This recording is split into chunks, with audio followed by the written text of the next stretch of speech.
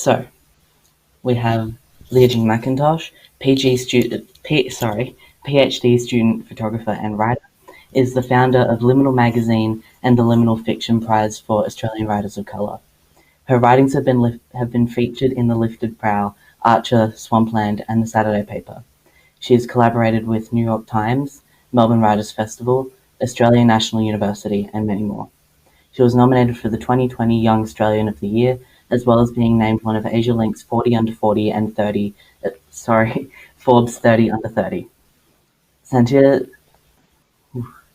Chingaipe is a documentary filmmaker, journalist, and member of the federal government advisory group on Australia-Africa relations. She is regularly featured in the Saturday Paper and has presented multiple documentaries and films, including Third Culture Kids, Black As Me, and Date My Race. She was recognized as one of the most influential people of African descent in the world by the United Nations in 2019. Her first book, detailing the stories of convicts of African descent transported to the Australian penal colonies, is scheduled to be released next year. Thank you for joining us. Now, if you are feeling so inclined, you can leave any questions that you have in the YouTube chat. So, open to either of you to start.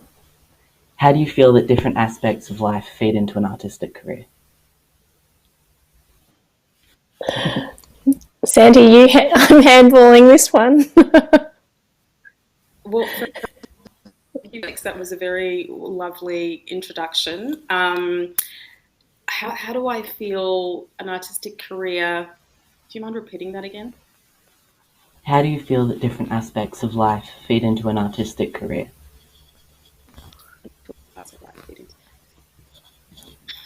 Big question. I would say, based on my own personal experience, my own practice, I think everything feeds into my work. You know, like I feel like not conversations that I have with people, but the experiences, the encounters. I think that's probably been one of the challenging things during the pandemic is I didn't realize how much I took for granted how observation played a big part in my practice and how people lived, interacted with each other, fed that process of not just the ideas, but the developing of the ideas as well. So it's very difficult at the moment because I'm spending a lot of time imagining what it's like, necessarily know what that's like, because obviously the world is very different at the moment. So I would say pretty much everything I experience does feed my creative practice. Yeah, there's no one thing per se. I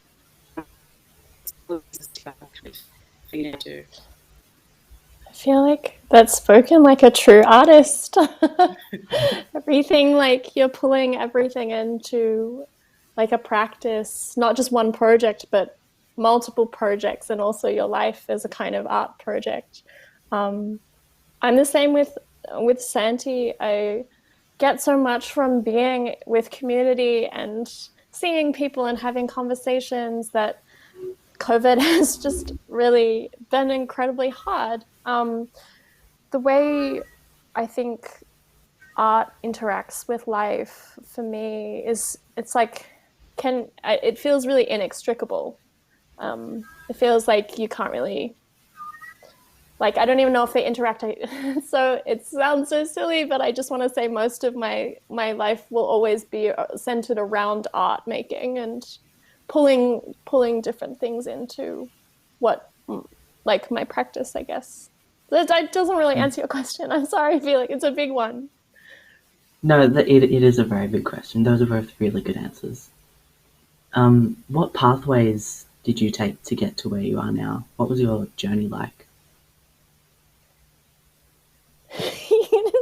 More big questions. I'll go because I handballed to Sandy last time. So I actually thought I wanted to be an English teacher. I was thinking about this morning. I was like, what would I have wanted to know in high school about like where I would be 10 years later? And so I'm 28. And for a really long time, I wanted to be an English teacher. So I got into uni and did an arts degree and took like every English subject you could take, thinking I would do a dip ed at the end of it.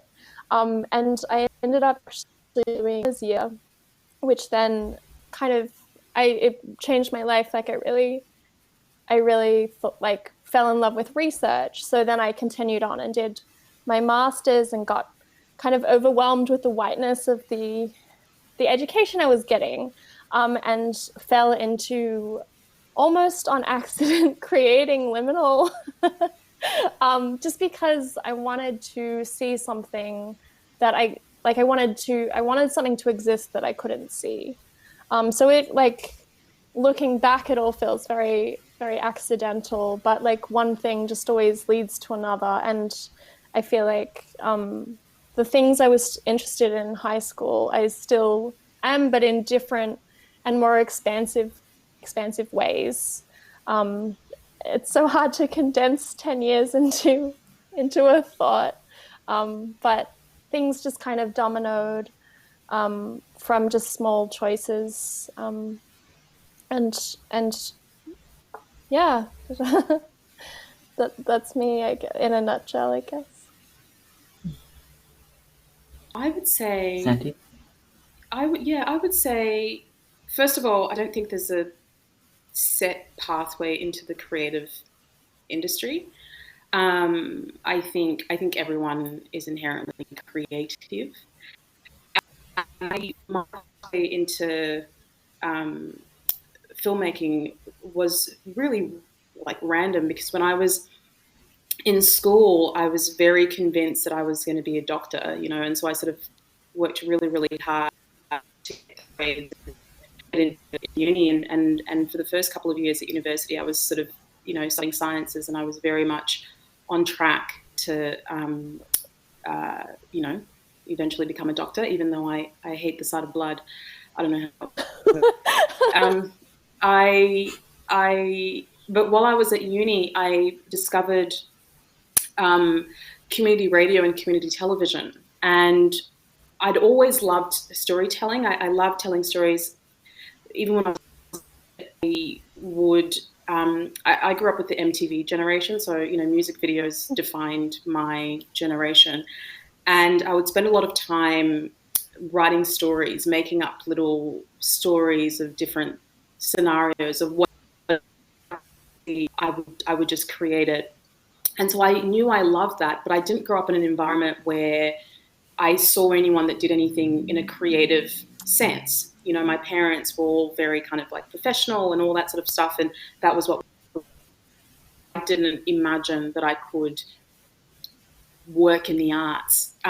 So the things that I did creatively, I just saw them as a hobby, less than a career thing. But when I got to university and I was exposed to community radio and television, I can actually make a career out of this. You can actually do this for a living. And I was exposed to different kinds of things, and I genuinely fell in love with it. And I was like, this is what I want to do.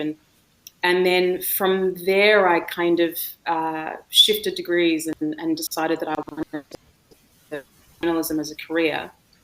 And I love journalism, I still do. But I found after about a decade of working as a journalist that the format of storytelling was limiting for me. Like, I thought that there was a lot when you've got a minute 30 on television. It's a very short period of time to give context to a lot of really, really important issues. And I wanted to spend the time exploring those things. And that's, and just through coincidence, I met someone who said to me, when I was actually your age, Leah, when I was 28, someone said to me, you should be making documentaries. And that was just kind of how that started. And I just, met a friend who's a cinematographer, and on the weekends we would go out and we would film things and record interviews. And what was really good about that experience was that it allowed me to sort of see if that was something I enjoyed, because a lot of the time I think we have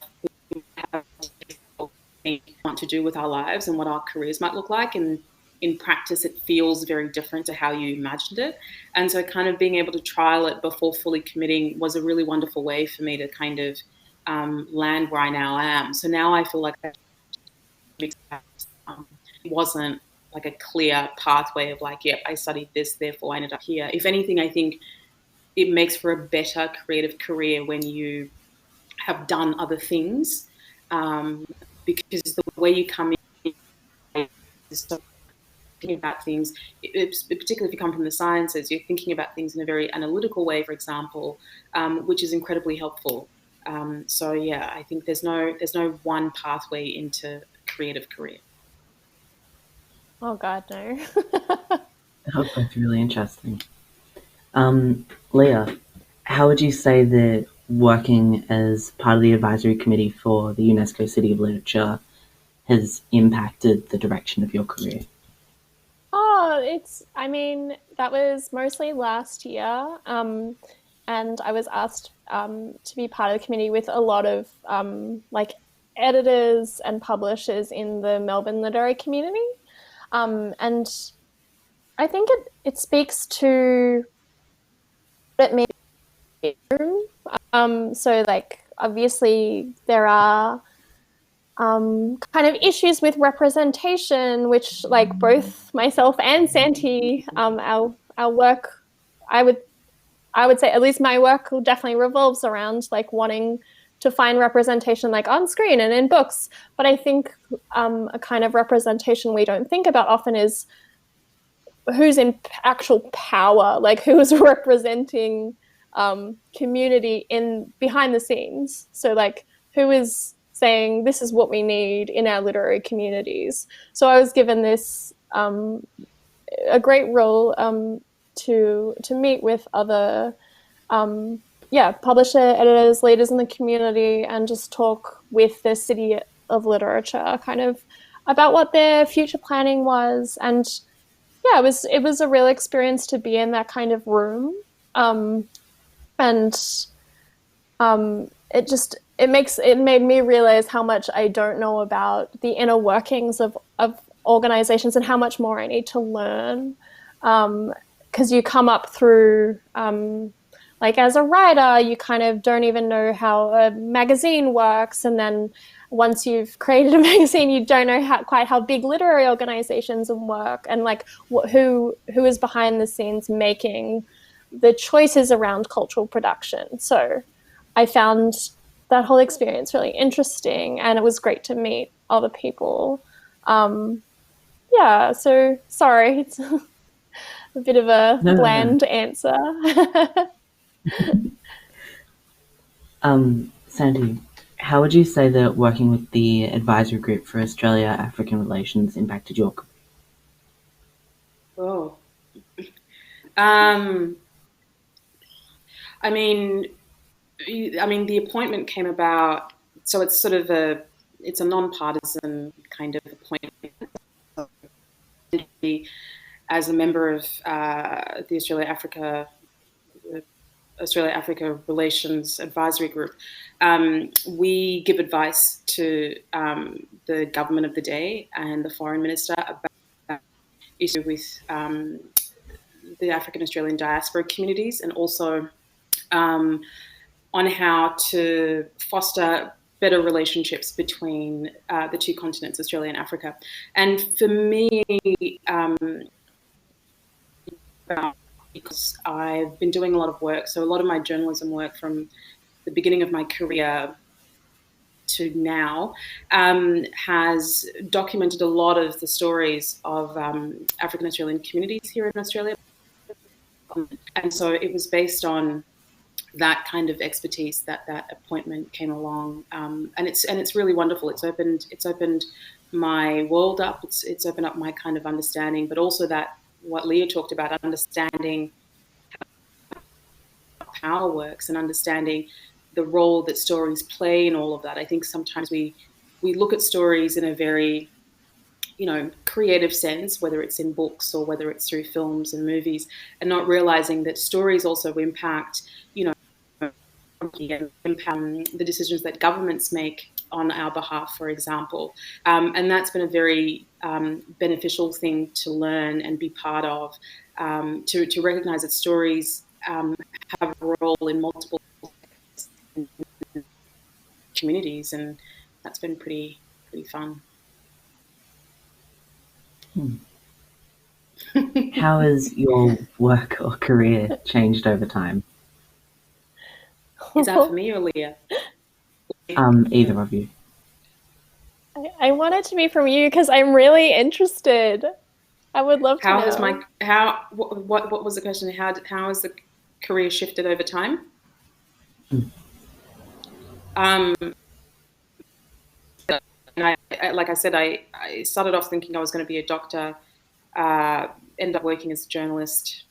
I now make films, and I'm now writing books. So it's constantly evolving. The Oh world my God, I has can't. shifted. I think I remember when I first started journalism. When I first started working as a journalist, it was still I entered a newsroom which is still very much in traditional news. So in a specific role. So, for example, a radio journalist or a television journalist or a print journalist. And when I started, I was very much a radio journalist, and that was an actual career path. And I'd met people who've been doing it so. And I think 2 or 3 years later, this social media kind of came in, and the shift to digital started to change, and then newsrooms started to amalgamate. So you had a situation where if you started off in radio, you had to file for television, you had to learn how to write for online. So you could no longer just do one thing. And that skill set was evolving as well. And it was easier for some people than it was for others. And so for me, the first couple of years, traditional journalism as it had been, prior to me entering the sector, but also seeing the quick and rapid change and how quickly you have to be able to adapt to new technology, but also thinking about how to sit with those changes as well.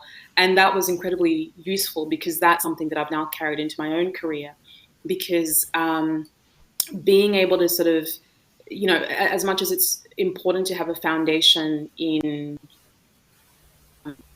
based in not just a traditional skill set, I think it's also very important to be aware about the changes that are taking place and being very nimble when it comes to those sorts of things, because who knows what the next 10 years are going to look like. But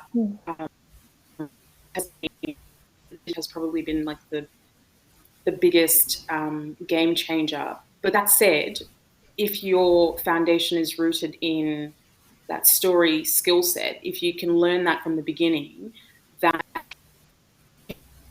what I learned through journalism, I now use when I make films, I now use when I make documentaries, I now use when I write books. So that hasn't changed. The mediums have changed though.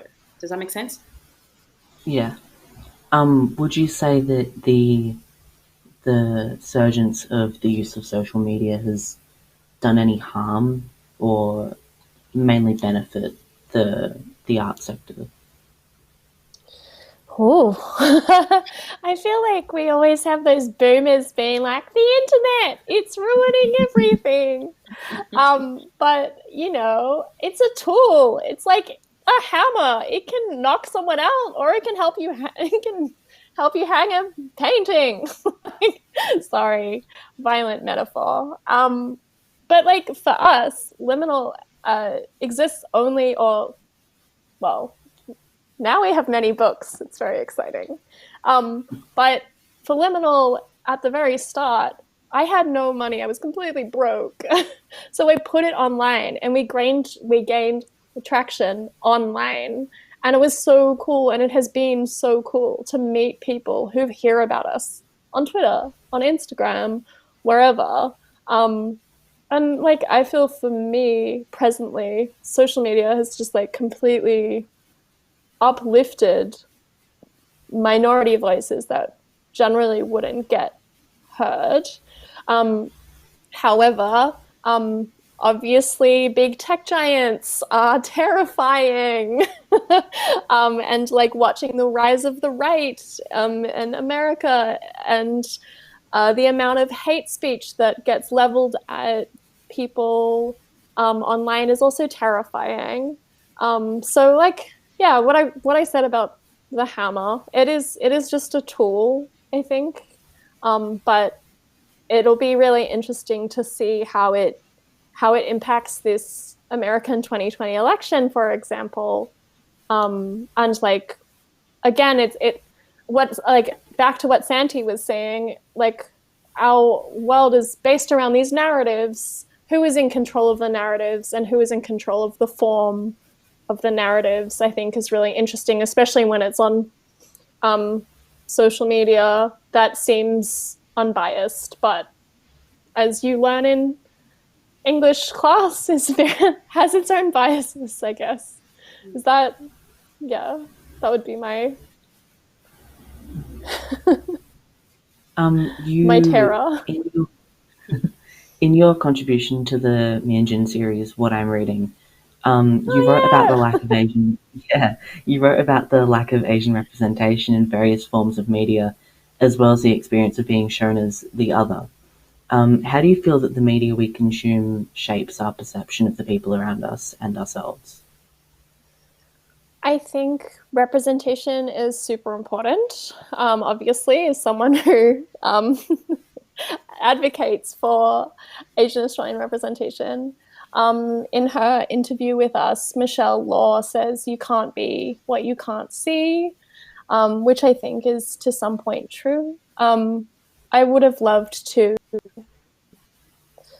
be able to read something like Liminal when I was in high school, for instance, instead of having to create it. Like, it's just so annoying that but like, I think it is so important that we have some kind of control over our imaginative landscapes, and the imaginative landscapes in Australian media are really skewed. Like, for instance, I don't really want to talk about The Bachelor, but like, for instance, The Bachelor, whose body is deemed attractive or desirable, it's not my body.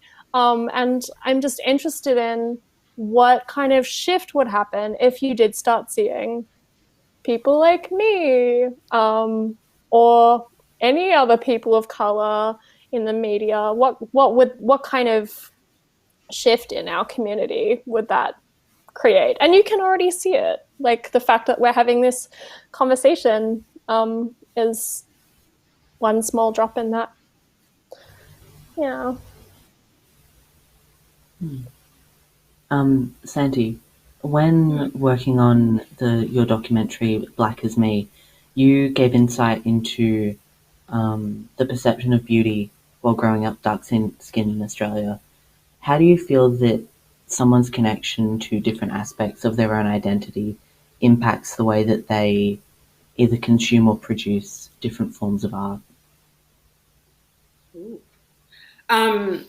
First of all, I should clarify. Black as Me, I wrote and directed that, but it features a fantastic Melbourne-based artist called Atonga Tem. So she is the person story about growing up dark-skinned and is featured in it. But in terms of how what we see impacts who we are, I mean, you know, Leah touched on you can't be what you can't see. But also beyond that, I think for me, because everything that I do, like a lot of my work is very, I like to say very macro, right? So systems that create the outcomes that we see playing out in our day-to-day lives, right? So if someone is transphobic, homophobic, racist, to a random person on the bus or the street or whatever, there's a reason that narrative exists, and there's somewhere where it came from, and it is not, it is by design, right? So I always find it very interesting with my work to go back to where it comes from and how do we dismantle that, right? Because reprimanding an individual doesn't solve the bigger cultural problem, right? So if we've got a culture that essentially encourages homophobia, transphobia, sexism, racism, you name it, you know, it means that essentially one individual, someone else will pop up again, and it will just keep happening. And so I'm very much interested in dismantling those systems, but also ensuring that people understand that when we're talking about representation, it really is about power and shifting those dynamics. And that it doesn't necessarily mean, and you see this especially with, perfect example would be something like sexism, right? The argument that if you have greater representation of women promotes greater gender equality. Theoretically, it should be that. But we've also seen that in practice, you have a situation where some women have been in positions of power, but the outcomes and the impacts of them being in positions of power haven't necessarily changed the livelihoods of women and children, whether in their communities or around the world. So the question should always be, what do you do with that power, right? So if you are a person of color, if you are a woman, if you are a person with disability and you happen to be in a position of power, how are you using that to ensure that those that are being marginalized are being supported as a result of you being there? Because otherwise, if you just have a title next to your name, it really is only benefiting yourself. And so I'm sort of like interested in how do we ensure that we're holding those that are in positions of power accountable and ensuring that people aren't being marginalized for whatever the reasons. And stories do play a big part in that, do play a big part in ensuring that we hold people accountable. I hope that answers your question. That's incredible. How do you feel that the pandemic and some of the impacts that it's had have changed the way that we all consume different forms of art?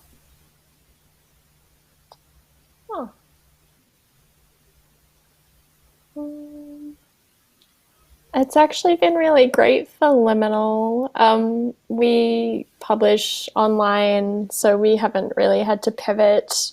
And we modified some projects so we could just make them more digital. So we made stuff that you would never be able to print. Like we commissioned some games earlier this year that you can play online, and just more like video work. It's been really great. But how it is actually changed the way we see art is like quite a big question. I mean, like I feel like seeing art it normally involves going to a gallery, and we can't really do that at the moment. I think we'll only be able to really look at it heuristically. Like we'll be able to look back on this period to see the shift, if there is one, or if we shift back from just screens. I'm not sure. I'm not sure. Santi, what do you think? I think that the pandemic, it has in some ways, because obviously human beings were quite innovative, right? So, we're locked down, we're inside, what options are at our disposal? And I've seen some incredible things being made out of lockdown by people as a result of the limitations imposed on them. And that's been exciting because that's the beauty about art, right? Is that we can evolve based on the circumstances that we're in. But in terms of my own practice, I think the challenge is, with filming. I mean, I work on a lot of sets, and that involves being in physical spaces with people, and that involves having to travel, and that involves a whole bunch of things that are not at our disposal at the moment, or if they are, they come with a lot of restrictions. And so that's going to be challenging and interesting. I think it's going to make for very interesting television over the next couple of years. I don't know if that means it's going to be good or bad. It's just going to be interesting. But at the same time, it also opens up different opportunities to make things differently. I mean, I recently, during lockdown, I was commissioned to make a short film for The Age and the Sydney Morning Herald. And again, I was like, how do you make something when you can't really be around people? But it really forced me to really like just pare things back in a way that I hadn't done before with my work. And, essentially I ended up making a dance film, something I never thought I'd ever do in my life. But it was a different way of doing something and trying something new and seeing how that worked. And also just being able to be able to collaborate with my peers again was just a really wonderful wonderful, wonderful feeling. And it was just that realization that, like, yes, we've been dealt with a very, very difficult situation, and everyone is feeling it in many, many ways. But the one thing that I've gotten out of the pandemic is just how vital the arts are in not just uplifting people, but filling people with hope. And even just if it's entertainment, just the fact that every time I hear about people, the things that they're watching on Netflix, or what they're reading, or what they're listening to, or what virtual gallery they visited, or whatever. I mean, this is all part of a sector that I'm part of and I'm proud of. And I'm like, okay, during this time when it is so difficult, at least people have something that they can hold on to that is giving them hope, that's making them laugh, that's lifting up their spirits. And so that's very encouraging. And I hope that that continues, and that the support of the sector is also included, because we've also seen, as a result of the pandemic, there's been a bit of undervaluing of the art sector, which is not a new thing, but it's certainly been amplified during this pandemic. And some suggestions by political leaders that, if people in the creative arts can't work, then they should do something different, is not very helpful. But and then they go home and flick on Netflix or whatever, and stream the latest episode of The Crown. Oh my god! It was made by robots or something. That was how that happened. But yeah, I think the pandemic has just challenges for the creative industry. It has also opened up multiple opportunities, and a lot of it is on the digital space, and people are being very innovative with what they're creating, and a lot of young people. I mean, the things I'm seeing and the level of creativity is just blowing my mind, and that stuff is very, very exciting. I think that harnessing that kind of creative spirit is definitely going to set us up for. Yeah, definitely. There's still hope. What are your thoughts on the shifting of what I guess you'd call the stigma around having an arts career? How do you feel like that's changing? There's a stigma? It's, yeah. There is. I would say there is. Felix is right. There is a stigma. People think that we're sitting around there. I remember, oh my god. Latte sipping lefties. I forgot. Oh my gosh. I forget there's a stigma because I'm surrounded by all these people doing art. So I'm like, why? It's like how I forget people eat meat because I'm like mostly friends with vegetarians. I live in the real world. I was thinking about this actually because I was like, in high school I did all humanities and I got made fun of because everyone else I knew was doing I hate the Asian 5. Not my favorite term. Very not my favorite term. But it, yeah, what, you know, can all I the ask, maths what I think it's like math methods, specialist, or is it physics or chem? Not biology. I can't remember. Yeah, because it's not you. Oh, it's every subject you need to do to get into med, right? I think. Mm-hmm. Anyways, but I did all humanities. I don't know. Like, I feel like the arts makes my life very rich. But by saying that, I don't want to like imply that anyone who doesn't like the arts, their life is bereft. I feel like a stigma is complicated because I want to tell people to pursue what they love. But the stigma is there for a reason, and that reason has been like kind of like uncovered by COVID in a way, because all of these cracks are now showing in our industry, which is like severely underfunded. Everyone does projects on a shoestring. Like it's there are many problems with the arts industry, and a lot of people are just there because it's what they love to do.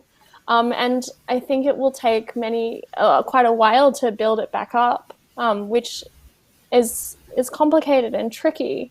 So like there is great joy. There is great joy in doing what you love. But I would hope that we can erase the stigma of having an arts degree by making sure our sector is like more economically viable. And that it's not gatekept by like white people and also just wealthy trust fund kids. Which, so I think, yeah, the concept of the arts being stigmatized it has a real kernel of truth, I think.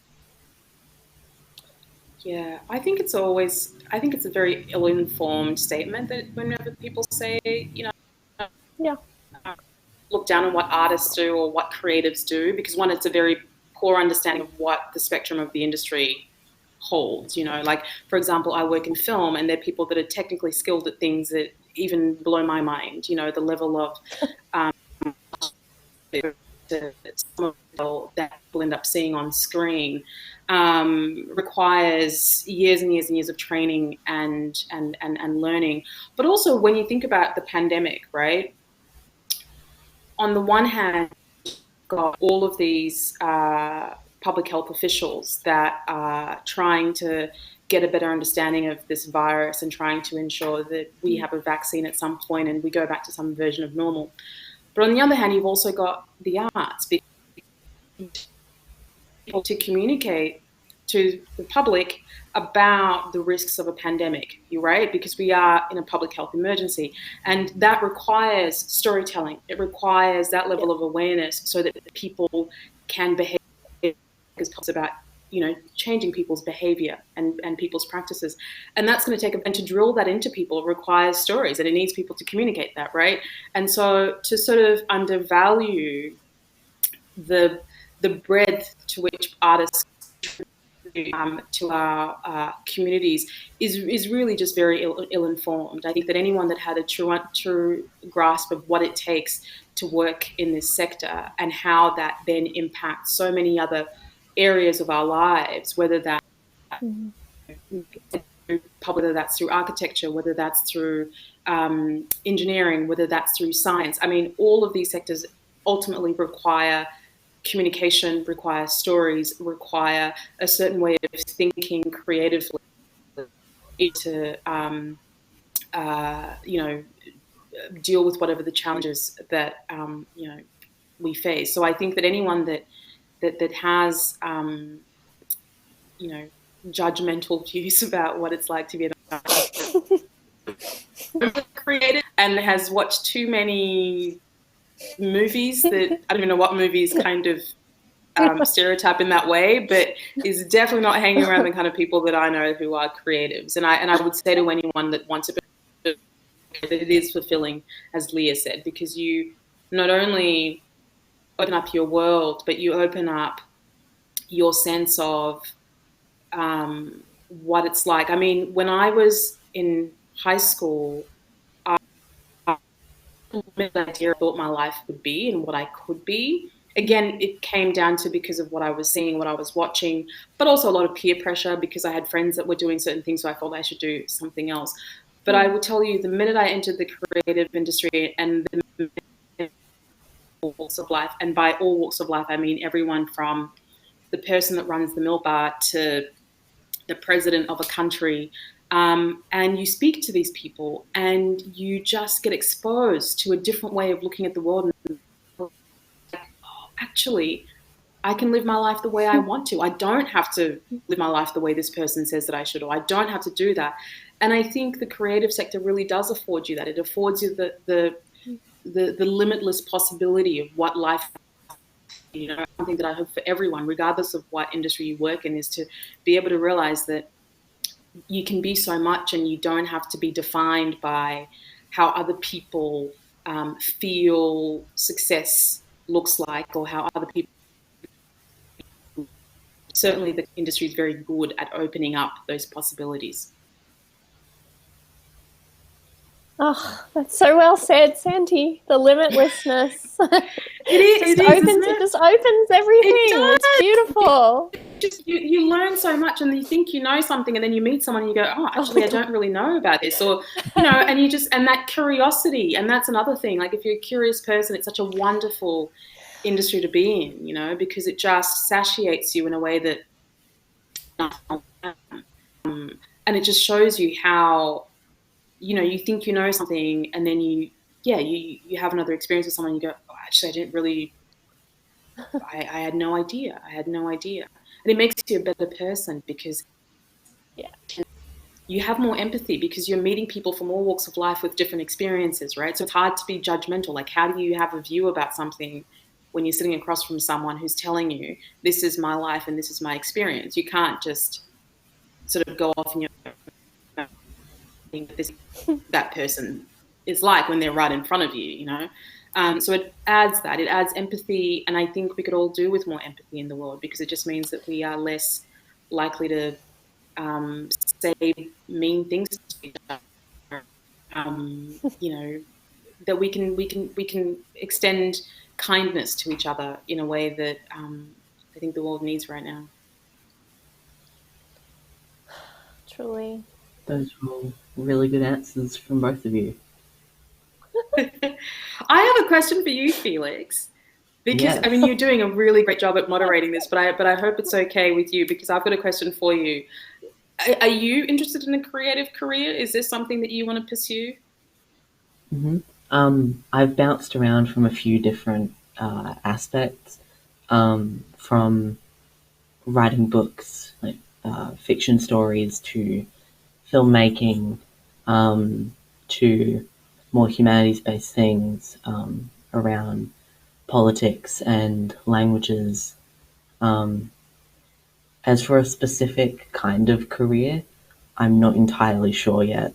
But I know that the arts will definitely play a very large role in my work in the future, or at least I hope so anyway. That's great. That's really good. I mean, you're talking to a teacher and maybe a doctor. So you can. It's great, and it's great that you haven't put a full stop on what you want to be, because you'll just keep evolving as you keep growing, and that's okay. You're allowed to change your mind as you keep figuring out what interests you and what excites you, and that will continue to change, and hopefully as it should. I think the more you can allow yourself to adapt to change, the better your life will be for it. Well, thank you both for coming. Thank you so much. Thanks, this was fun. Is that it? Yeah, it's. Oh my goodness, I can keep going for like hours. This has been so fun. You asked some really, really tough questions. I will not lie. The first question, I'm still thinking about. It's a hardball questions. Yeah, it was. But thank you so much. You moderated this very beautifully, and it's been such a pleasure to be in conversation with you both. Thank you so much, Felix and Santi. Visit wheelercentre.com for the best in books, writing and ideas from Melbourne, Australia and the world.